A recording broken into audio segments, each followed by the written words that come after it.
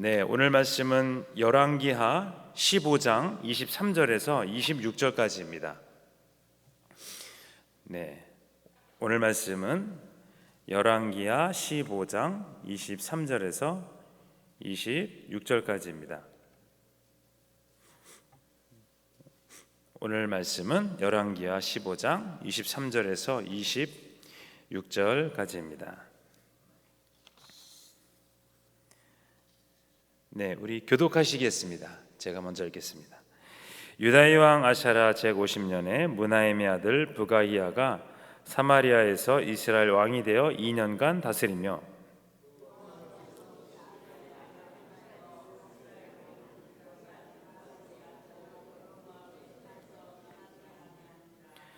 그 장관 르말라의 아들 베가가 반역하여 사마리아 왕궁 호이소에서 왕과 아르곡과 아리엘을 죽이되 길르앗 사람 50명과 더불어 죽이고 대신하여 왕이 되었더라. 같이 읽겠습니다.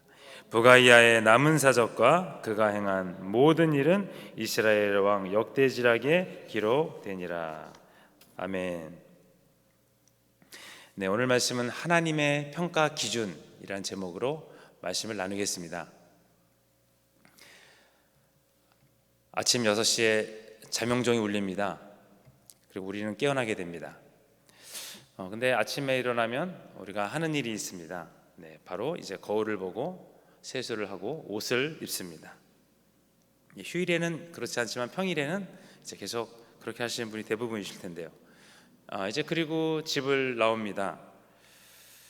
그리고 우리는 아침부터 저녁까지 사회생활을 하면서 평가를 받죠. 이웃에게. 외모에서부터 시작해서 우리가 가지고 있는 모든 것이 이웃에게 평가를 받습니다. 이것에서 근데 자유로울 수 있는 사람은 아무도 없는 것 같습니다. 또 우리는 지구에서 지금 살고 있고 믿음을 가지고 있습니다. 누가 평가하실까요? 하나님이 또 평가하십니다. 그런데 그 하나님은 기준이 있습니다. 오늘 그래서 그 기준 두 가지를 제가 말씀드리려고 하는데요. 사실 이 두 가지만 신경 써도 하나님과 사람 앞에서 참 존귀함을 받고 나아갈 수 있다고 생각됩니다. 첫 번째인데요, 개인의 유익을 위한 우상 숭배, 이것입니다. 오늘 본문 열왕기하 15장에 보시면 부가이아 왕이 소개됩니다. 유다 왕 아샤라의 제50년에 북이스라엘의 17번째 왕이 바로 부가히아입니다. 그런데 여호와 보시기에 악을 행했습니다. 상당을 만들고 금송아지를 섬겼습니다. 그런 후 그는 이제 베가라는 왕에게 모반을 당하고 사마리아 왕궁에서 이제 죽임을 당하는데요. 죽임을 당한 이유는 이제 그 무나임 왕부터 시작된 반감과 이제 아수르를 견제하기 위해서. 이 무나임 왕이 아수르에 되게 사대주의를 했기 때문에 아수르에 이제 견제하기 위해서 죽였는데요. 사실 그 무나임 왕은 그 아수르에게 막대한 조공을 바쳤습니다. 오른쪽 국가죠. 요단 동편 그 국가를 이제 굉장히 두려워하는 것이었습니다. 사실 그러나 그의 조공은 그의 왕조를 지켜주지 못한 것입니다. 하나님이 아닌 다른 것을 의지해서 무엇을 이어가려고 한다는 것, 사실 그것은 우리가 모든 것을 알지만 위험한 일입니다. 조공을 바치는 것이 왕자를 보장해 주는 것은 아닙니다. 우리나라 역사도 그런 것 같습니다. 그 위에 이제 베가가 왕이 되었습니다. 그런데 또 여호와 보시기에 악한 또 금송아지를 섬기고 20년을 통치했습니다. 또 그 아수르를 막기 위해 동맹도 맺고 했지만 오히려 그 아수르의 공격으로 피해를 입었습니다. 당시 그 아수르의 침입은 남쪽의 유다 왕 아하스의 왕이 이제 요청에 의해서 이루어졌는데요. 복잡하죠. 북이스라엘의 그 베가는 이제 유다를 섭렵해서 오히려 치려고 했지만 유다의 아하스가 이것을 거부하자 아수르가 침입한 것입니다. 그 유다는 이사야의 말을 듣지 않았습니다. 거기다 또 수많은 조공을 바치고 아수르에게 원조를 요청했죠. 그러자 아수르는 또 머리를 써서 때는 이때다. 그래서 이스라엘을 침범하자 해가지고 결국에는 다 넘어가게 되는 거죠. 사마리아만 남고 다 이제 침입을 당합니다.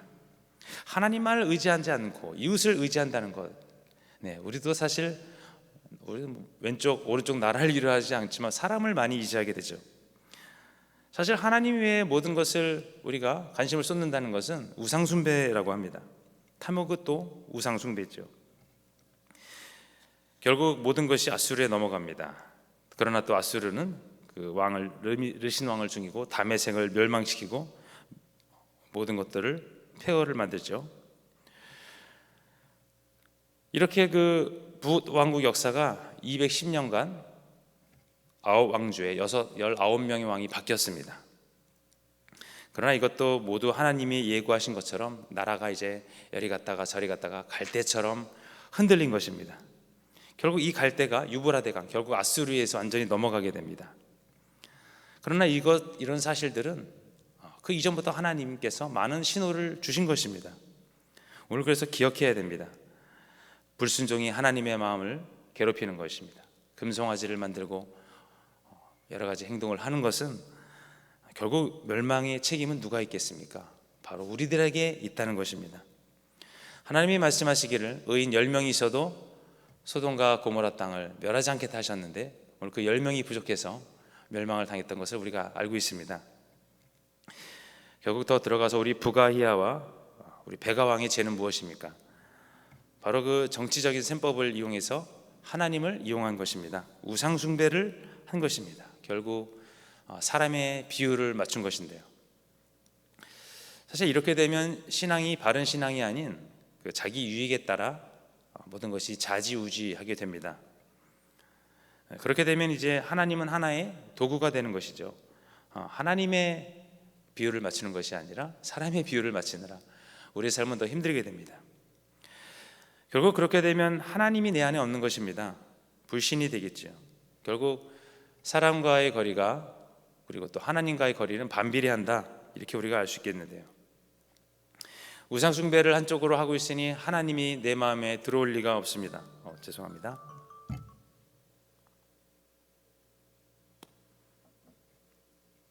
그러니 왕권을 침탈하고 좋지 않은 행동을 하게 됩니다. 주인이 하나님 같지만 결국은 내가 주인이면서 살아가는 결과를 낳게 됩니다. 왕으로서 보여줘야 할 것들이 있습니다. 사람 앞에서는 잘 보이려 해도 결국에 하나님 앞에서는 다 속속들이 보이게 돼 있지요. 하나님의 말씀은 그래서 생명입니다. 우리가 살아가면서 이 생명의 말씀이 기준이 되어야 됩니다. 결국 우상숭배를 통하여 화려하게 보이고 무엇이 이루어지는 것 같지만 결국엔 남는 것은 아무것도 없습니다.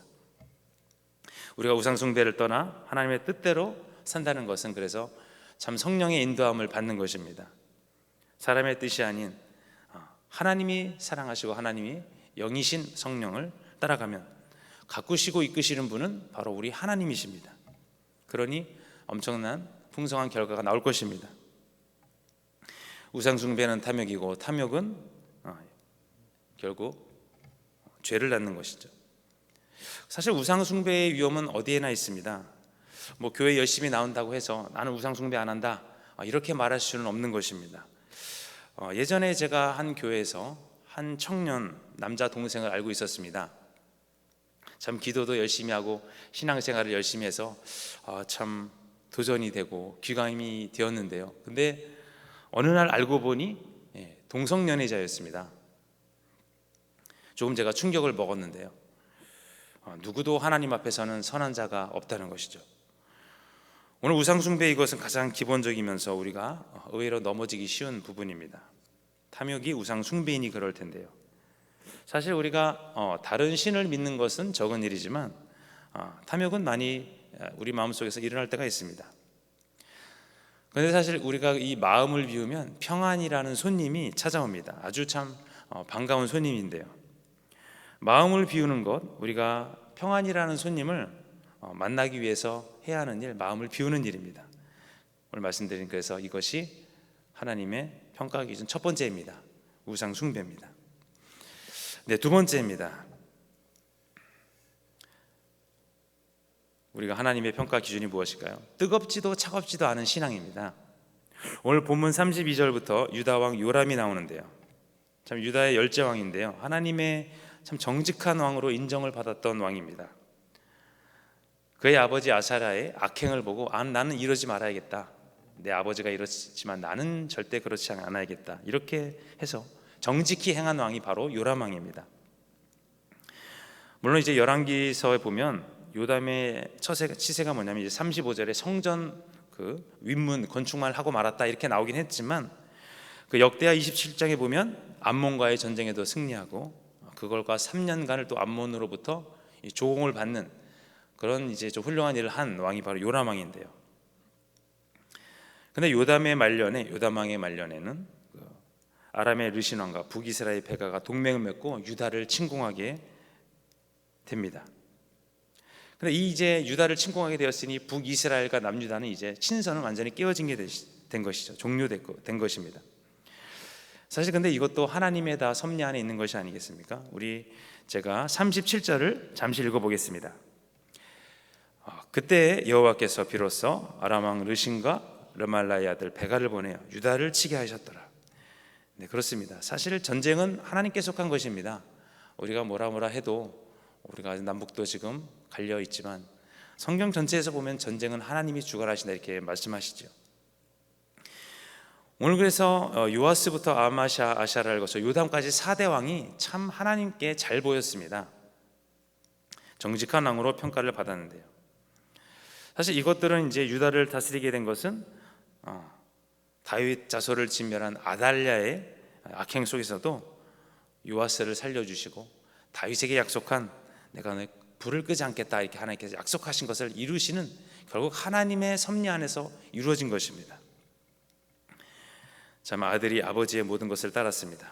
아까 말씀하신 4명의 왕이 참 잘했는데요.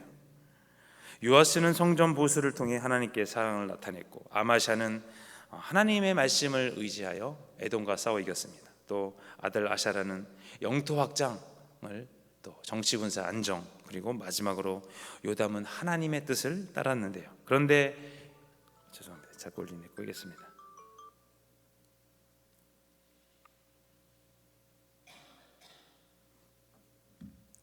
네, 잘 안 꺼지네요.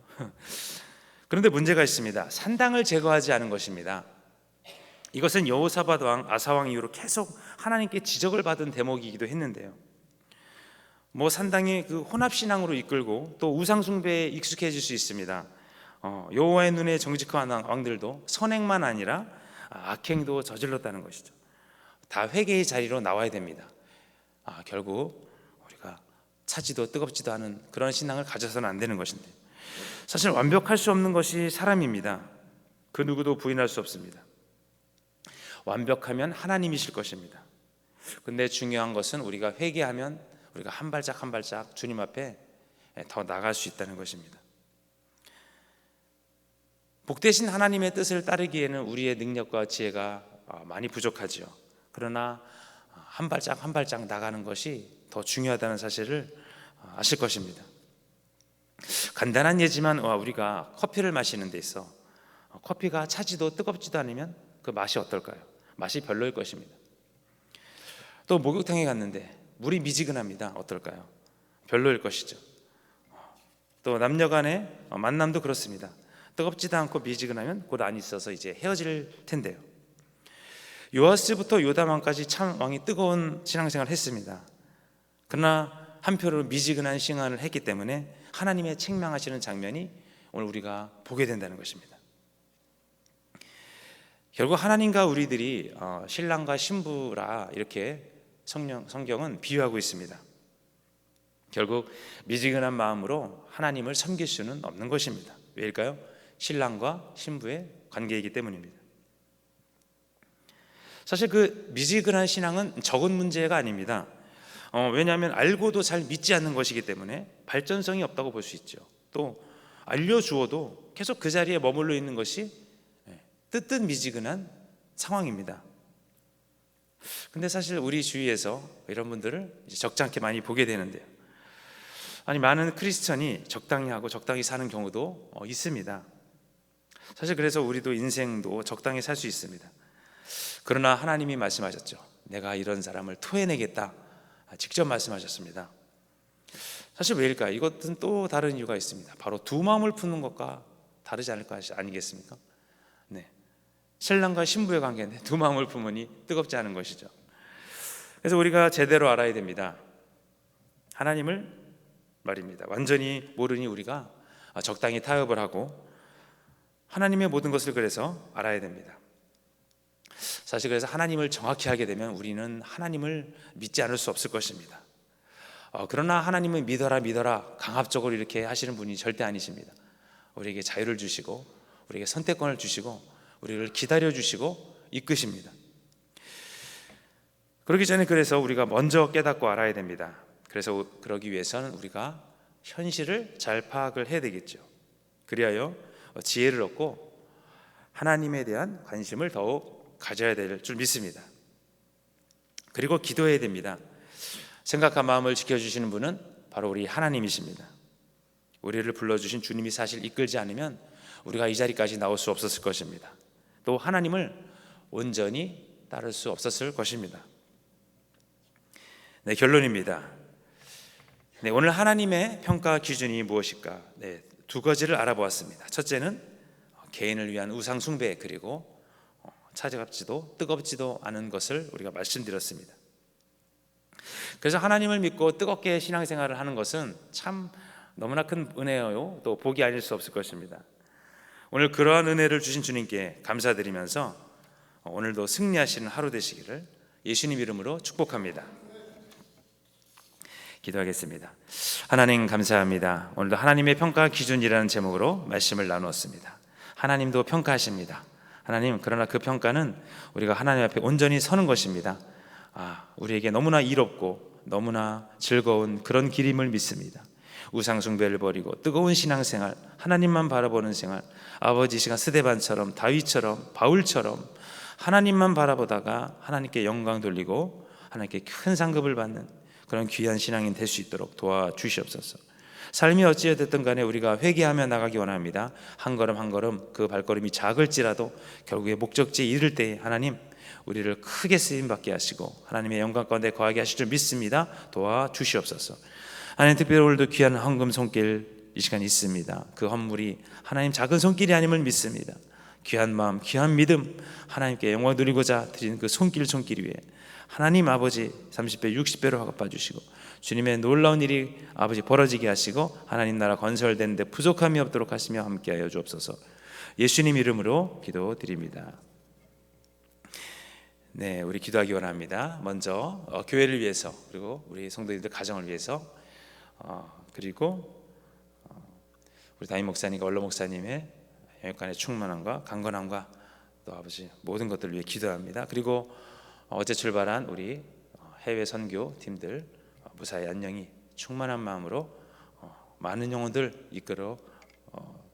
이끌고 돌아올 수 있도록, 또 우리 마지막으로 어려운 이웃들, 날씨가 추워집니다.